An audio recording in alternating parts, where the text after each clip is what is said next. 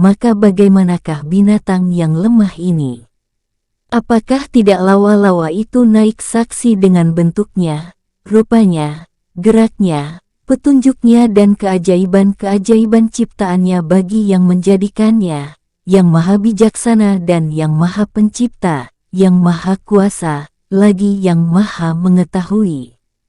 Maka orang yang bermata hati itu melihat pada hewan yang kecil ini, dari keagungan Khalik yang maha pencipta, yang maha pengatur, kemuliaan dan kesempurnaan kudrah kuasanya dan hikmahnya, yang mengherankan hati dan akal padanya. Lebih-lebih dari binatang-binatang yang lain. Bab ini juga tiada hinggaan baginya. Bahwa hewan-hewan itu, bentuknya, perangainya dan tabiatnya itu tiada terhingga banyaknya. Dan sesungguhnya hilanglah ketakjuban hati daripadanya itu, karena jinaknya hati, disebabkan banyaknya yang dilihat. Ya, apabila ia melihat seekor hewan yang ganjil, walaupun ulat, niscaya membarulah ketakjubannya. Dan ia mengucapkan, Subhanallah. Alangkah menakjubkan. Dan manusia itu sendiri adalah hewan yang paling menakjubkan. Dan tidaklah manusia itu merasa takjub dari dirinya. Akan tetapi, jikalau manusia itu memandang kepada hewan yang hatinya jinak kepadanya dan ia memperhatikan kepada bentuknya dan rupanya, kemudian kepada manfaat-manfaatnya dan faedah-faedahnya, dari kulitnya, wolnya, bulunya dan rambutnya, yang diciptakan oleh Allah menjadi pakaian bagi makhluknya dan tempat kediaman bagi mereka pada bepergian dan tempat menetap, bejana air bagi minuman mereka, karung bagi makanan mereka dan pemeliharaan bagi tapak kaki mereka. Ia menjadikan susunya dan dagingnya makanan bagi mereka. Kemudian, ia jadikan sebahagiannya hiasan bagi kendaraan. Dan sebahagiannya pembawa beban yang berat, menempuh desa-desa dan tempat yang ditempuh yang jauh. Sesungguhnya sangat banyaklah orang yang memandang akan takjub dari hikmah Khalik yang maha pencipta dan pembentuknya. Sesungguhnya, tiada ia menciptakannya, selain dengan ilmu yang meliputi dengan semua kemanfaatannya, yang mendahului atas ciptaannya akan semua yang tersebut itu. Maka maha sucilah Tuhan, yang semua urusan tersingkap pada ilmunya, tanpa memikirkan, tanpa memperhatikan dan memahami dengan mendalam, tanpa meminta pertolongan pada menteri atau penasehat. Maka dia itu maha tahu, maha pandai, maha bijaksana dan maha kuasa. Dikeluarkannya dengan yang paling sedikit dari yang diciptakannya, akan benarnya kesaksian dari hati orang-orang yang berilmu mengenal Allah Ta'ala Al-Arifin dengan kemahaesaannya. Maka tiadalah bagi makhluk, selain yakin dengan keperkasaannya, kemampuannya dan pengakuan dengan ketuhanannya. Berikrar pengakuan dengan lisan, dengan kelemahan daripada mengetahui keagungan dan kebesarannya. Maka siapakah yang dapat menghinggakan pujian kepadanya? Akan tetapi, dia, sebagaimana ia memujikan kepada dirinya sendiri. Sesungguhnya, penghabisan ilmu mengenal Allah Ta'ala kita, ialah pengakuan dengan kelemahan daripada mengenalnya. Maka kita bermohon kepada Allah Ta'ala bahwa ia menganugerahkan kepada kita dengan kemurahannya, akan hidayahnya dengan kenikmatan dan kasih sayangnya. Dari tanda-tanda kebesarannya, ialah lautan yang dalam yang melingkungi bagi tepi-tepi bumi, di mana lautan itu adalah kepingan dari lautan besar, yang meliputi dengan seluruh bumi. Sehingga, semua yang tersingkap dari desa-desa dan gunung-gunung dari air, dengan dikaitkan kepada air, adalah seperti pulau kecil dalam lautan besar dan sisanya bumi itu tertutup dengan air. Nabi Shallallahu Alaihi Wasallam bersabda, bumi pada laut itu adalah seperti kandang pada bumi. Bandingkanlah kandang itu kepada seluruh bumi. Ketahuilah bahwa bumi, dengan dikaitkan kepada laut, adalah sebanding. Dan telah disaksikan oleh keajaiban-keajaiban bumi dan yang di dalamnya.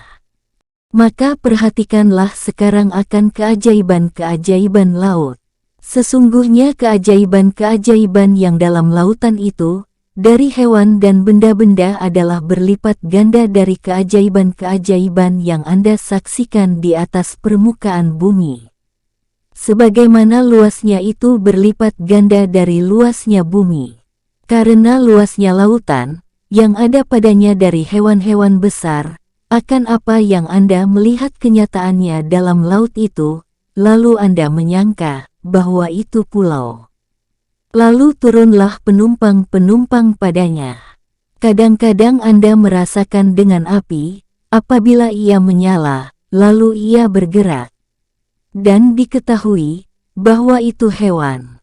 Dan tiada satu jenis pun dari jenis-jenis hewan darat, dari kuda atau burung atau lembu atau insan, melainkan dalam laut pun ada yang seperti itu dan berlipat ganda daripadanya. Dan dalam laut itu berjenis-jenis, yang tiada diketahui bandingannya di daratan. Dan telah aku sebutkan sifat-sifatnya dalam buku yang berjilid-jilid. Dan telah dikumpulkan oleh kaum-kaum yang bersungguh-sungguh menempuh lautan dan mengumpulkan keajaiban-keajaibannya. Kemudian, perhatikanlah bagaimana Allah menciptakan intan dan rumahnya dalam keongnya di bawah air. Dan perhatikanlah bagaimana ia menumbuhkan permata dari batu yang sangat keras di bawah air. Sesungguhnya permata itu adalah tumbuh-tumbuhan atas bentuk pohon kayu yang tumbuh dari batu. Kemudian, perhatikanlah yang lain dari itu, dari bau-bauan ambar, minyak wangi dari dasar laut, dan segala jenis yang berharga yang dilemparkan oleh laut dan dikeluarkan daripadanya. Kemudian, perhatikanlah kepada keajaiban-keajaiban kapal, bagaimana Allah menahankannya di atas permukaan air. Dan menjalankan dalam lautan itu, saudagar-saudagar, pencari-pencari harta dan lain-lain. Ia menjadikan bagi mereka bahtera, untuk membawa barang-barang berat mereka. Kemudian ia melepaskan angin untuk menjalankan kapal-kapal.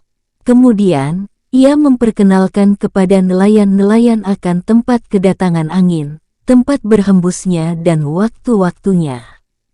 Secara kesimpulannya, tiada akan dapat diselidiki keajaiban-keajaiban ciptaan Allah tentang lautan dalam berjilid-jilid buku.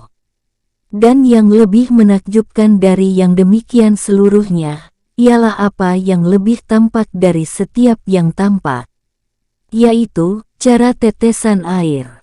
Dan air itu tubuh yang halus, lemah lembut, cair, bening, yang bersambung bagian-bagiannya. Seakan-akan ia satu barang, yang lembut susunannya, yang cepat menerima untuk dipotong-potong. Seakan-akan ia berpisah, yang mudah untuk dipergunakan, yang menerima untuk bercerai dan bersambung. Dengan air itu hidup setiap apa yang ada di atas permukaan bumi, dari hewan dan tumbuh-tumbuhan. Maka jikalau seorang hamba memerlukan kepada seteguk air, lalu ia dihalangi dari yang demikian, niscaya ia akan memberikan semua gudang-gudang bumi dan kepunyaannya di dunia, untuk memperoleh seteguk air tadi, jikalau ia memiliki yang demikian. Jikalau ia telah meminum seteguk air itu, lalu ia dihalangi daripada mengeluarkannya, niscaya ia akan memberikan semua gudang-gudang bumi dan kepunyaannya di dunia, pada mengeluarkan air yang seteguk itu. Maka yang mengherankan dari anak Adam insan ini, ialah bagaimana ia membesarkan dinar, dirham dan benda-benda yang berharga dan ia lupa dari nikmat Allah pada seteguk air itu, apabila ia memerlukan kepada meminumnya atau mengosongkan badan daripadanya, dengan memberikan semua dunia, dengan apa yang ada padanya. Maka perhatikanlah tentang keajaiban-keajaiban air dan sungai, sumur dan laut.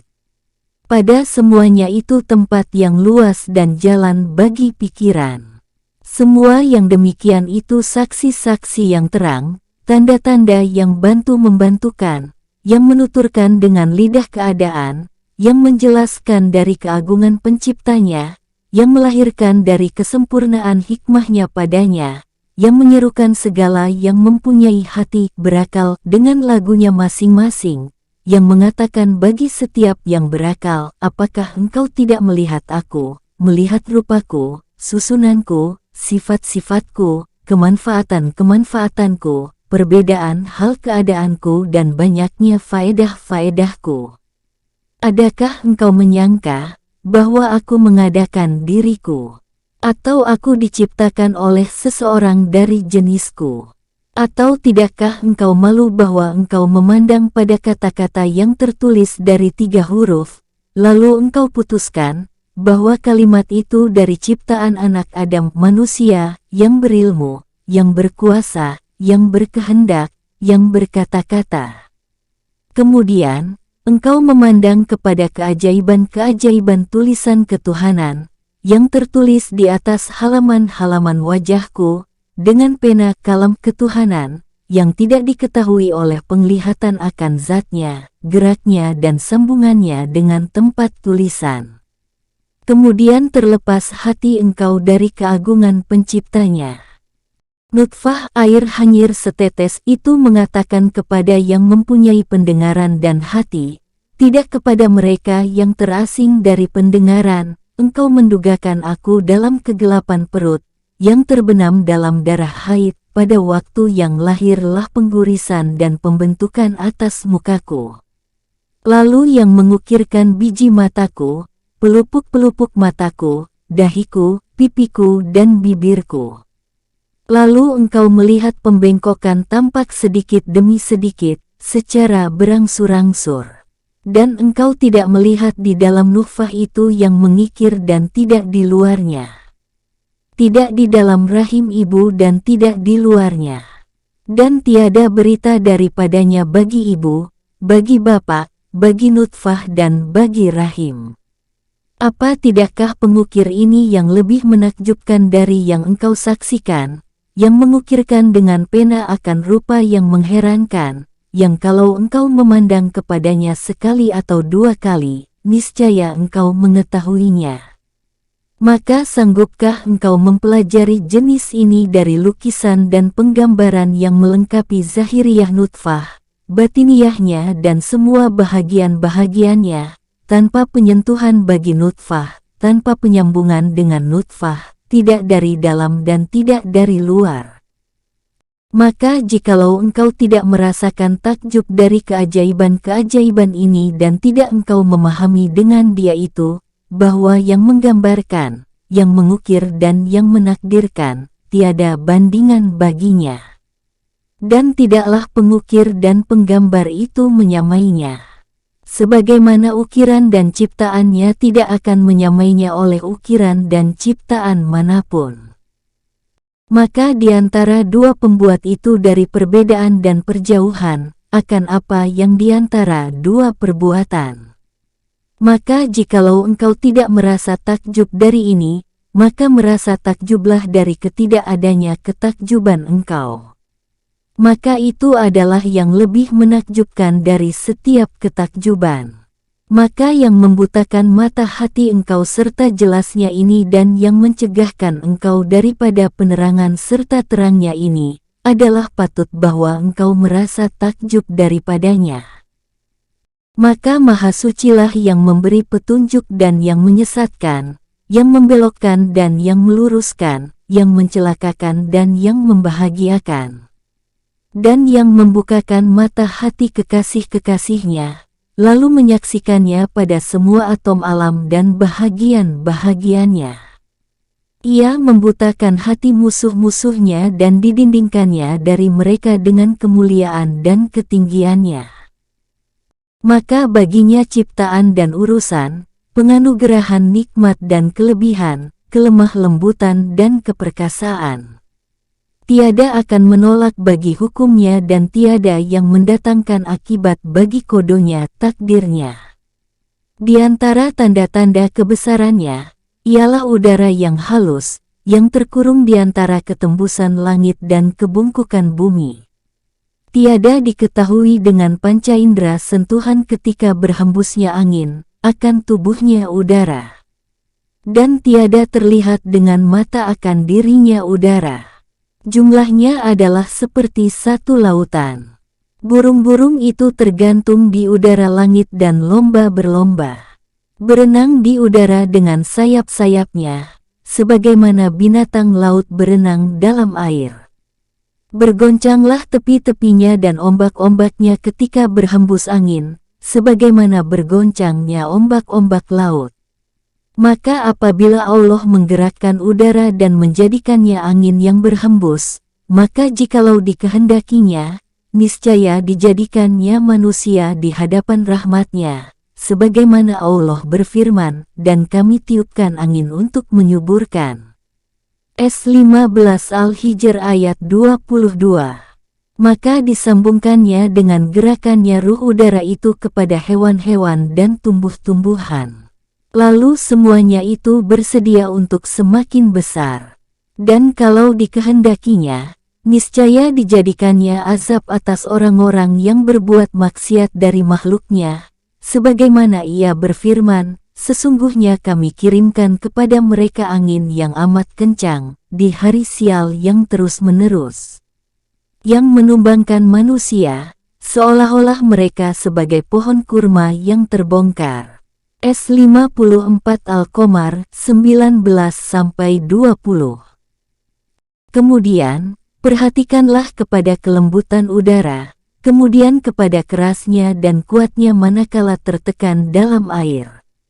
Maka kulit yang dibuat untuk tempat air, lalu dimasukkan angin ke dalamnya, yang dibawa oleh seorang yang kuat untuk dibenamkannya ke dalam air, niscaya orang itu akan lemah daripadanya. Dan besi yang keras yang Anda letakkan di permukaan air, maka lalu terus masuk ke dalamnya. Maka perhatikanlah bagaimana udara itu bergulung dari air, dengan kuatnya udara itu, serta halusnya air. Dan dengan hikmah ini, Allah Ta'ala menahan kapal-kapal di permukaan air. Dan seperti demikian juga setiap yang berongga, yang di dalamnya angin, tiada akan menyelam dalam air. Karena udara itu bergulung, daripada menyelam ke dalam air, maka ia tidak bercerai dari dataran yang masuk dari kapal. Lalu tetaplah kapal yang berat itu, serta kuatnya dan kerasnya tergantung pada udara yang lembut.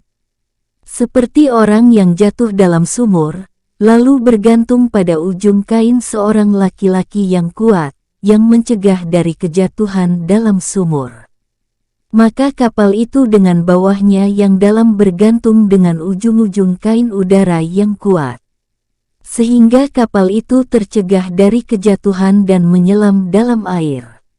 Maka Maha Sucilah Allah yang menggantungkan kendaraan yang berat dalam udara yang lembut, tanpa ada gantungan yang terlihat dan ikatan yang diteguhkan.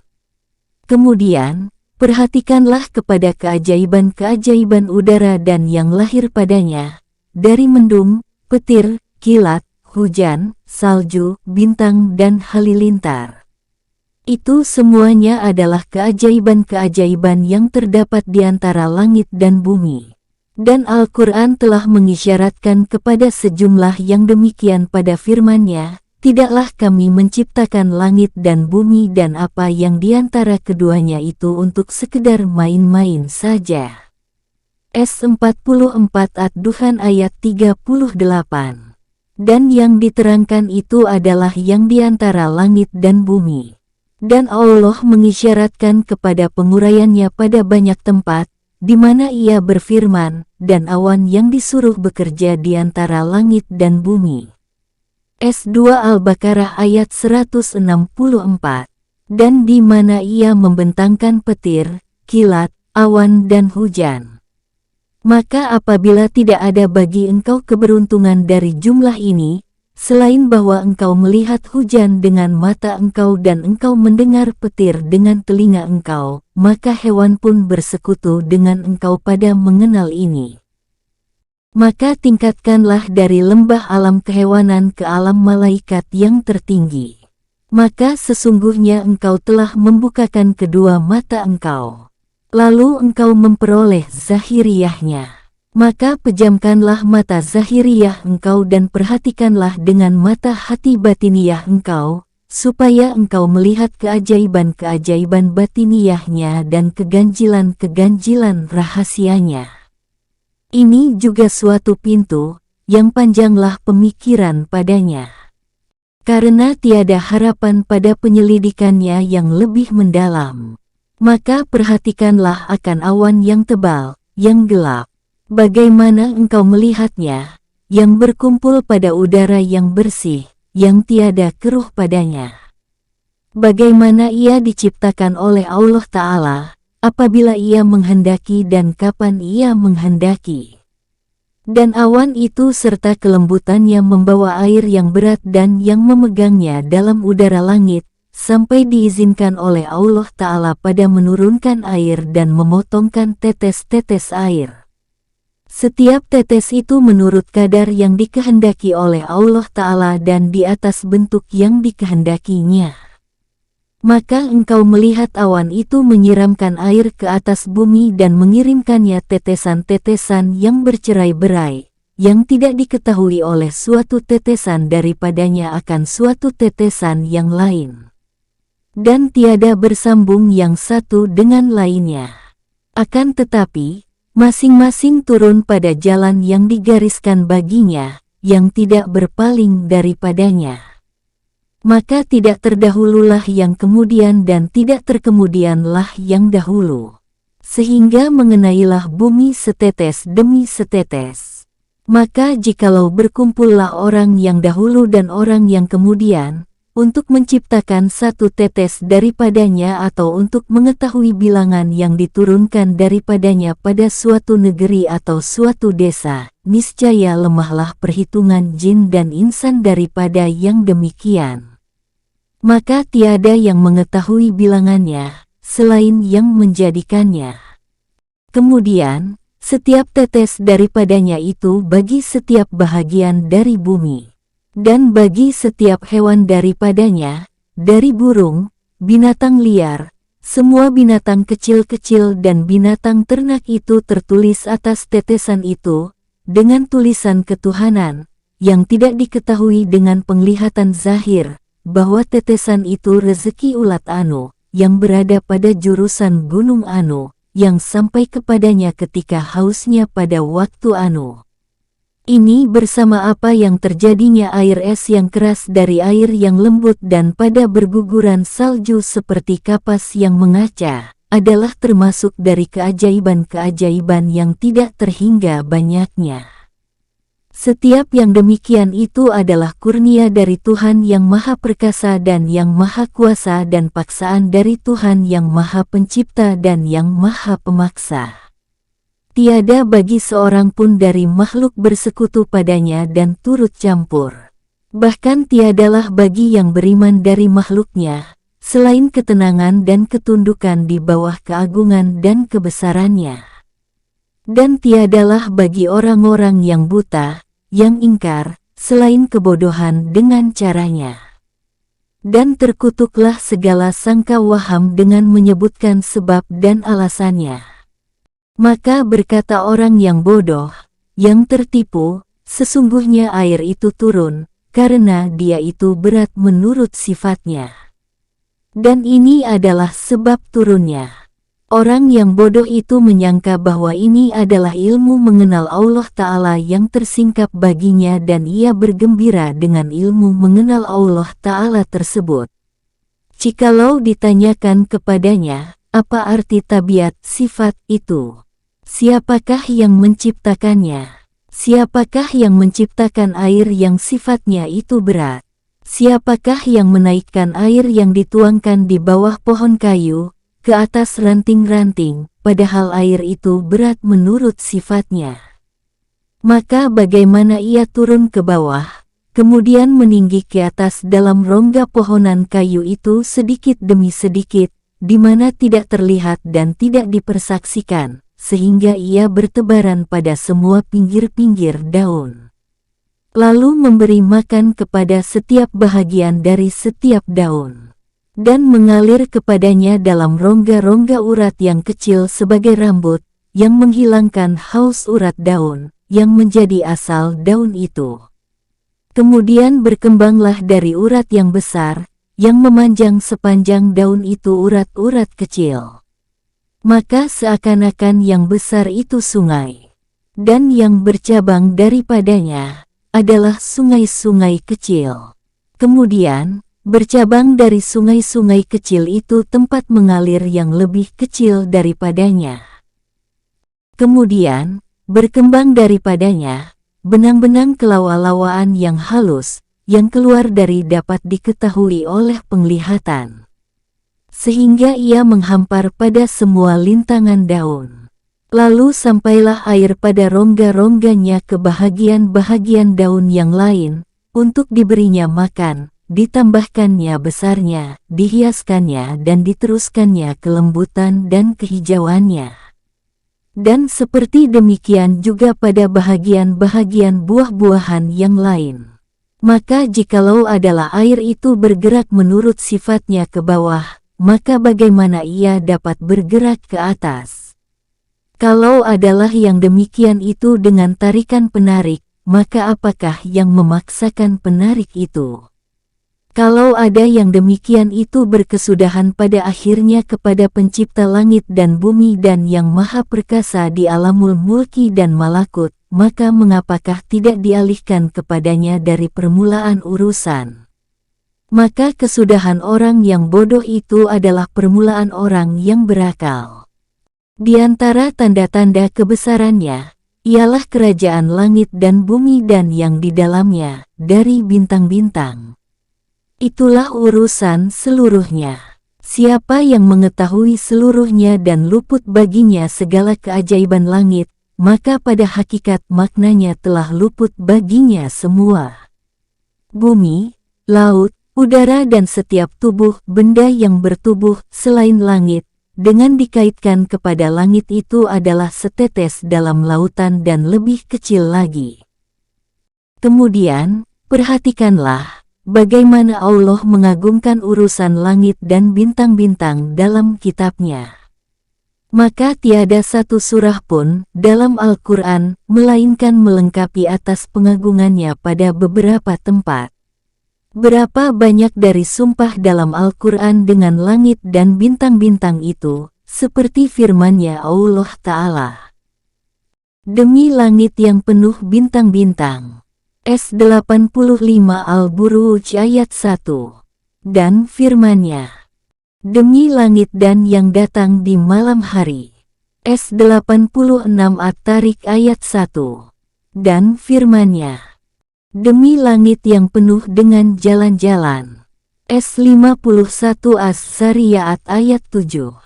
Dan firman-Nya, demi langit dan bangunannya. S91 As-Syams ayat 5. Dan seperti firman-Nya, demi matahari dan cahayanya, demi bulan ketika mengambil cahaya daripadanya.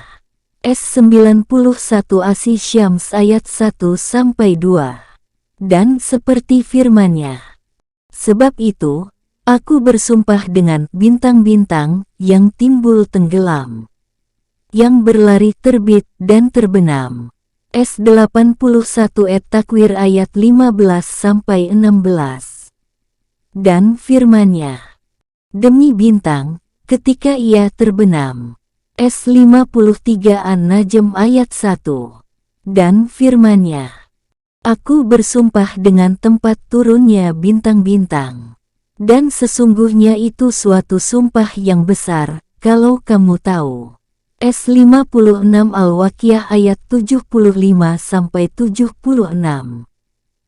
Sesungguhnya engkau tahu, bahwa keajaiban-keajaiban air nutfah yang kotor, telah tidak sanggup orang-orang dahulu dan orang-orang kemudian, daripada mengetahuinya dan Allah tidak bersumpah dengan air nutfah itu, maka apa yang persangkaan engkau dengan yang disumpahkan oleh Allah Ta'ala? Dialihkannya rezeki-rezeki kepadanya, dan dikaitkannya kepadanya. Maka Allah Ta'ala berfirman, dan di langit ada rezekimu dan juga apa yang dijanjikan kepada kamu. S51 As-Zariyat ayat 22. Ia memujikan orang-orang yang berfikir. Ia berfirman, dan mereka berfikir tentang kejadian langit dan bumi. S3 Ali Imran ayat 191. Nabi Shallallahu Alaihi Wasallam bersabda, neraka bagi orang yang membaca ayat ini, kemudian ia sapu dengan ayat tersebut kumisnya. Artinya, ia lewati saja ayat itu, dengan tidak berpikir. Ia mencela orang-orang yang berpaling daripadanya. Ia berfirman, dan kami jadikan langit itu menjadi atap yang dijaga, sedang mereka tiada memperhatikan keterangan-keterangan yang ada di sana. S21 Al-Anbiya, ayat 32. Maka apakah perbandingannya semua lautan dan bumi itu dengan langit? Lautan dan bumi itu berubah-ubah dalam waktu dekat, sedang langit itu keras dan kuat, dijaga dari perubahan, sehingga bahwa sampailah ketentuan kepada ajalnya. Dan karena itulah, maka Allah Ta'ala menamakannya dijaga. Allah Ta'ala berfirman, dan kami jadikan langit itu menjadi atap yang dijaga. S21 Al-Anbiya, ayat 32. Allah berfirman, dan kami bangunkan di atas kamu 7 yang teguh. S78 An-Naba, ayat 12. Allah Ta'ala berfirman, kamukah yang lebih susah menciptakannya atau langit yang dibangunkannya, ditinggikannya dan diaturnya dengan sebaik-baiknya? S79 An-Nazi'at ayat 27-28. Maka perhatikanlah kepada alam al-malakut, supaya engkau melihat akan keajaiban-keajaiban kemuliaan dan keperkasaan. Dan jangan engkau menyangka bahwa makna memperhatikan kepada alam al-malakut, alam yang tidak dapat disaksikan oleh mata itu dengan engkau memanjangkan penglihatan kepadanya. Lalu engkau melihat kebiruan langit, cahaya bintang-bintang dan berpisahnya satu sama lain. Maka hewan-hewan itu bersekutu dengan engkau pada pemandangan ini. Maka kalau adalah ini yang dimaksudkan, maka mengapakah Allah Ta'ala memujikan Ibrahim dengan firman-Nya, dan begitulah kami perlihatkan kepada Ibrahim kerajaan langit dan bumi. S6 Al-An'am ayat 75. Tidak, bahkan setiap yang diketahui dengan panca indera penglihatan, maka Al-Quran mengibaratkan daripadanya dengan alam al-mulki wasi syahadah, alam yang dapat dipersaksikan dengan mata. Dan yang gaib yang tidak tampak dengan penglihatan, maka diibaratkan daripadanya dengan alamul gaibi wal malakut, alam akhirat yang tidak bisa dipersaksikan dengan mata. Dan Allah Ta'ala itu mengetahui yang gaib al-gaibi, dan yang tampak asi syahadah, yang maha perkasa bagi alamul mulki wal malakut, alam dunia yang tidak bisa dipersaksikan dengan mata, dan tidaklah seseorang itu mengetahui dengan sesuatu dari ilmunya, selain dengan yang dikehendakinya. Dialah yang mengetahui akan yang gaib, maka tidak dilahirkannya atas kegoibannya itu kepada seseorang, selain siapa yang diridainya dari Rasul. Maka tangguhkanlah, hai orang yang berakal, akan pikiranmu pada alam al-malakut, alam yang tidak bisa dipersaksikan dengan mata. Semoga ia membukakan bagimu akan pintu-pintu langit. Lalu kamu berkeliling dengan hatimu pada tepi-tepinya, sampai kepada berdirinya hatimu di hadapan arasy Tuhan yang Maha Pengasih. Maka ketika itu kadang-kadang diharapkan bagi engkau bahwa sampailah engkau kepada tingkat Umar bin Al-Khattab, di mana ia mengatakan, hatiku melihat Tuhanku. Dan ini adalah karena untuk sampai kepada yang paling jauh itu tidak akan ada, selain sesudah melewati yang paling dekat. Dan sesuatu yang paling dekat kepada engkau ialah diri engkau sendiri. Carilah Allah dengan seikhlas-ikhlasnya, buka hati kita dan hanya Allah tujuan kita pen. Kemudian bumi yang menjadi tempat ketetapan engkau. Kemudian udara yang mengelilingi engkau. Kemudian tumbuh-tumbuhan, hewan dan apa yang ada di permukaan bumi. Kemudian keajaiban-keajaiban udara dan yaitu apa yang ada di antara langit dan bumi. Kemudian langit yang 7 dengan bintang-bintangnya. Kemudian kursi. Kemudian arasy. Kemudian para malaikat, yang mereka itu adalah para pembawa arasy dan gudang-gudang langit. Kemudian daripadanya itu melewati kepada memandang kepada yang empunya, arasy, kursi, langit, bumi dan yang diantara keduanya. Maka diantara engkau dan tanah belantara yang besar ini, jarak yang jauh dan halangan-halangan yang memuncak dan engkau sesudah itu tidak selesai dari halangan yang dekat, yang turun atas engkau, yaitu mengenal diri engkau sendiri. Kemudian jadilah engkau melepaskan lidah dengan tiada malunya engkau dan engkau mendakwakan mengenal Tuhan engkau. Dan engkau mengatakan, bahwa aku telah mengenalnya dan mengenal makhluknya. Maka pada apakah aku memikirkan? Dan kepada apakah aku menengok? Maka angkatkanlah sekarang kepala engkau ke langit.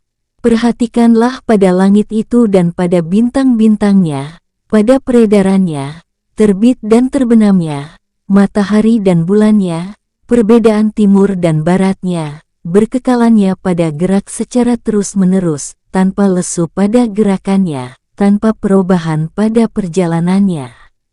Akan tetapi, ia berjalan sekalian pada tempat-tempat yang teratur, dengan hitungan yang dikadarkan, tiada lebih dan tiada kurang, sampai ia dilipatkan oleh Allah Ta'ala, sebagai lipatan kertas bagi buku. Dan pemahaman bilangan bintangnya, banyaknya dan bermacam-macam warnanya. Maka sebahagian daripadanya cenderung kepada merah, sebahagian daripadanya kepada putih dan sebahagian daripadanya kepada warna timah hitam. Kemudian, perhatikanlah bagaimana bentuknya. Maka sebahagian daripadanya atas bentuk kala dan sebahagian daripadanya atas bentuk kambing, lembu jantan, singa dan manusia. Tiadalah dari suatu bentuk pun di bumi, melainkan mempunyai contoh di langit. Kemudian, perhatikanlah kepada perjalanan matahari pada falaknya dalam masa setahun. Kemudian ia terbit pada setiap hari dan ia terbenam, dengan perjalanan yang lain, yang diciptakan baginya oleh Khalik-Nya yang Maha Pencipta. Dan jikalau tidak adalah terbit dan terbenamnya matahari itu, niscaya tidak berbedalah malam dan siang. Dan tidaklah diketahui waktu-waktu. Dan sungguh berlapislah kegelapan terus-menerus atau terang terus-menerus. Maka adalah tidak dapat dibedakan waktu mencari penghidupan dari waktu istirahat. Maka perhatikanlah, bagaimana Allah Ta'ala menjadikan malam sebagai pakaian, menutup diri kita dengan gelapnya tidur dengan nyenyak dan siang untuk mencari penghidupan. Dan perhatikanlah kepada dimasukkannya malam dalam siang dan siang dalam malam. Dimasukkannya lebih dan kurang pada keduanya itu atas tertib yang khusus. Dan perhatikanlah kepada dimiringkannya perjalanan matahari dari tengah langit. Sehingga dengan sebabnya itu berbedalah musim panas, musim dingin, musim bunga dan musim sesudah musim panas, musim kharif. Maka apabila merendah matahari dari tengah langit dalam perjalanannya, niscaya dinginlah udara dan datanglah musim dingin. Dan apabila matahari itu sama di tengah langit, niscaya bersangatanlah kemarau. Dan apabila adalah matahari itu pada yang diantara keduanya, niscaya sedanglah udara masa itu.